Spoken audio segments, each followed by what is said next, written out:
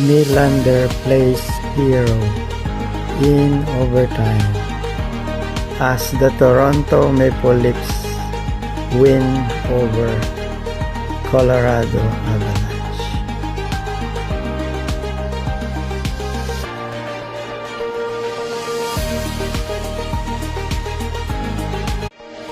Nylander plays hero in overtime as the Toronto Maple Leafs win over Colorado Avalanche.